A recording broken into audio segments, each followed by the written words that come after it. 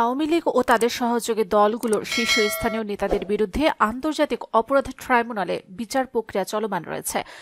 মানবতার বিরোধী অপরাধে তাদের কারো সাজা হলে তিনি আজীবন নির্বাচনে অযোগ্য হবেন। এছাড়া অপরাধী সাব্যস্ত হলে ভোটার তালিকা থেকেও তাদের নাম বাদ পড়তে পারে।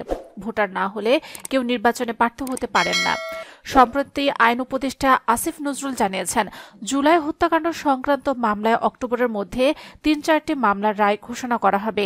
এসব মামলায় সাবেক প্রধানমন্ত্রী শেখ হাসিনা সহ আওয়ামী লীগের শীর্ষস্থানীয় নেতা এবং শীর্ষস্থানীয় পুলিশ ও প্রশাসনের কর্মকর্তারা আসামি হিসেবে রয়েছেন।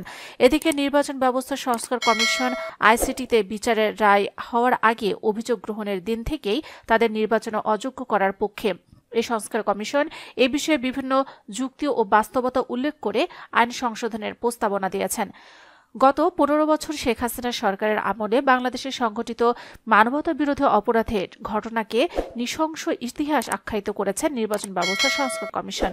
কমিশন বলছে, ভয়াবহ মানবতা বিরোধী অপরাধের দায়ে যাদের বিরুদ্ধে বিশ্বাসযোগ্য প্রমাণের ভিত্তিতে অভিযোগপত্র গৃহীত হয়েছে, একটি দুর্বৃত্তমুক্ত বাংলাদেশ সৃষ্টির স্বার্থে তাদেরকে নির্বাচনী অঙ্গন থেকে দূরে রাখার কোনো বিকল্প নেই।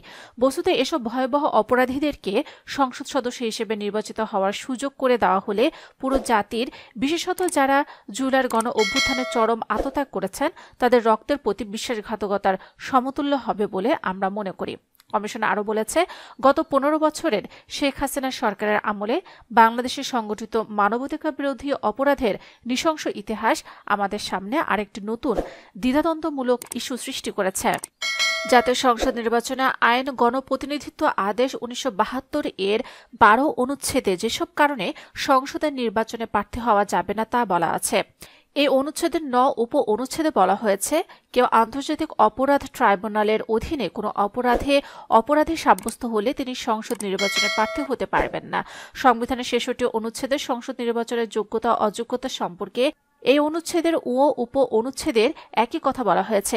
এছাড়া ভোটার তালিকা আইন ১৩ ঘ ধারায় ভোটার তালিকা থেকে নাম কর্তন সম্পর্কে বলা হয়েছে, কেউ আন্তর্জাতিক অপরাধ আইনের অধীনে কোনো অপরাধী সাব্যস্ত হলে ভোটার তালিকা থেকে তার নাম বাদ পড়বে। আবার ভোটার না হলে কেউ নির্বাচনে প্রার্থী হতে পারবেন না।